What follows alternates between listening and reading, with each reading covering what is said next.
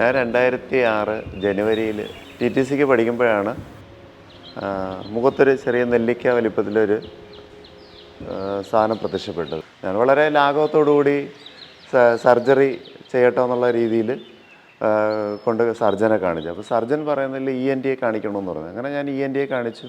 ENT പറയുന്ന surgery ഉണ്ട്, സർജറിക്ക് വരണമെന്ന് പറഞ്ഞു. അങ്ങനെ വീട്ടുകാരെ അറിയിക്കുന്നു. സാധാ സർജറി കഴിഞ്ഞിട്ട് ബയോപ്സിക്ക് അയക്കുന്ന കണക്ക് തന്നെ ഇതും ബയോപ്സിക്ക് അയച്ച് ബയോപ്സിയുടെ റിസൾട്ട് മേടിച്ചുകൊണ്ട് മമ്മി വരുമ്പോഴാണ് എത്രമാത്രം ഗുരുതരമാണെന്ന് എനിക്ക് മനസ്സിലായത്.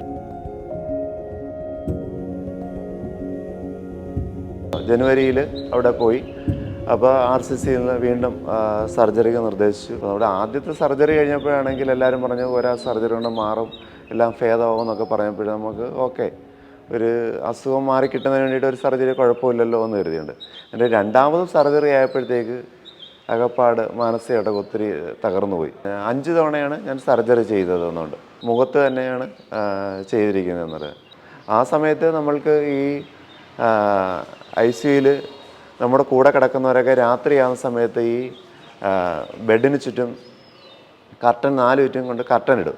അപ്പോൾ അതിനകത്ത് ഉള്ളതിൽ ചെറുപ്പക്കാരായിട്ടുള്ളത് ഞാനൊക്കെയാണ്. അപ്പോൾ ഞാൻ ചോദിക്കും എന്താ എഴുതി ഞാൻ ചോദിക്കും സിസ്റ്ററിൻ്റെ അടുത്ത് എന്ത്. അപ്പം സിസ്റ്റർ പറയും അത് പുള്ളിക്ക് ഇച്ചിരി കൂടുതലാണ്, അതുകൊണ്ട് വേറെ ICUയിലോട്ട് കൊണ്ടുപോകാൻ വേണ്ടി കൊണ്ടുവന്നത്. പിന്നീടാണ് എനിക്കത് മനസ്സിലായത് ഇത് പുള്ളിയെ മരിച്ചു കൊണ്ടുപോകുന്നതാണ്. വിസിറ്റേഴ്സ് ടൈമിൽ നമ്മൾ പുറത്തോട്ട് ഗ്ലാസ്സിൽ കൂടെ നോക്കുമ്പോൾ നമ്മുടെ റിലേറ്റീവ്സും പേരൻസും ഒക്കെ ആണെങ്കിൽ ഇപ്പോഴും കരഞ്ഞുകൊണ്ടായിരിക്കും നിൽക്കുന്നത്.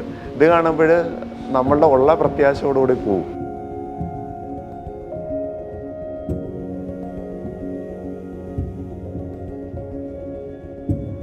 ഞാൻ RCCയിൽ വെച്ച് ഫോളോ അപ്പിന് പോയപ്പോൾ എന്നെ കണക്കാനുള്ളൊരു ക്യാൻസർ രോഗി ഞാൻ പരിചയപ്പെട്ടു, കൊല്ലത്തുള്ള.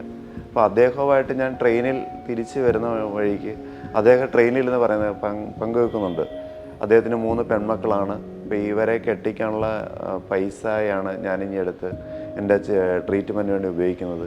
ഈ ട്രീറ്റ്മെൻറ്റിന് വേണ്ടി പൈസ ഉപയോഗിച്ചാൽ തന്നെയും ഈ ആളെയും കിട്ടത്തില്ല, പണവും നഷ്ടവും.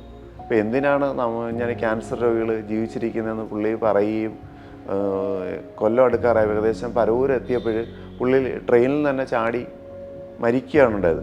വളരെ ഭയങ്കര ഷോക്കഡ്. അപ്പോൾ നമ്മുടെ ജീവിതത്തിൽ ഇത് കണക്കുള്ള സമ്മർദ്ദങ്ങളും പ്രതിസന്ധികളും ഉണ്ടാകുമ്പോൾ ആത്മഹത്യയാണ് ഒരു പരിഹാരമെന്ന് പലപ്പോഴും നമ്മുടെ മനസ്സിലും അറിയാതെ തന്നെ ഓടിയെത്തിയിട്ടുണ്ട്. അങ്കിളിൻ്റെ ആൻറ്റിയുടെ പൈസയൊക്കെ തീർക്കാൻ വേണ്ടിയിട്ട് ജനിച്ചവനാണോ എന്ന് പോലും ചോദിച്ചു തന്നുണ്ട്. പക്ഷേ ഞാനതിനൊരു പുഞ്ചിരിയോടുകൂടി തള്ളിയെന്നല്ലാതെ എനിക്ക് അന്ന് മറുപടി പറയാനൊന്നുമില്ലായിരുന്നുണ്ട്. അപ്പോഴാണ് എനിക്ക് തോന്നിയത് എനിക്കെന്തെങ്കിലും ജീവിതത്തിൽ നേടിക്കാണിക്കണമെന്ന് തോന്നിയത്.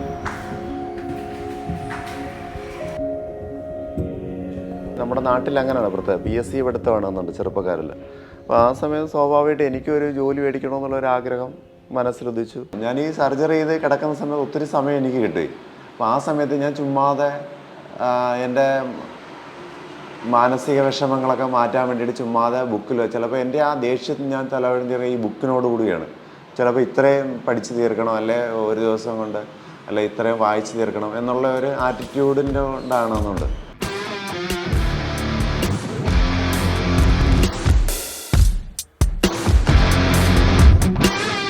ഇന്ന് ഞാൻ ഫയർ ആൻഡ് റെസ്ക്യൂ സർവീസിൽ ഫയർ ആൻഡ് റെസ്ക്യൂ ഓഫീസറായിട്ട് ജോലി ചെയ്യുമ്പോൾ ഒത്തിരിയേറെ സന്തോഷമുണ്ട്.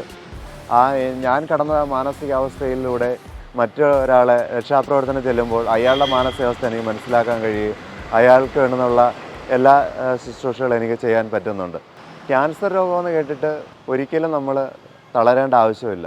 നമ്മൾ പലപ്പോഴും ചിന്തിക്കുന്നത് ഈ അസുഖം വന്ന് സാമ്പത്തികമായിട്ട് രോഗിയും കുടുംബവും മാനസികമായിട്ടൊക്കെ ഒത്തിരി തകർന്നു പോകുന്നുണ്ട്. അതൊന്നും തകരണ്ട. കൂടെ വന്ന രോഗി തന്നെ ഉപദേശം നൽകിയത് നമ്മളെ ചികിത്സിച്ചാൽ ഫലമില്ല, നമ്മളെ ജീവിതത്തിലേക്ക് തിരിച്ചു വരില്ല, നമ്മൾക്ക് വേണ്ടി ചിലവാക്കുന്ന സാമ്പത്തികവും നഷ്ടമാണ്.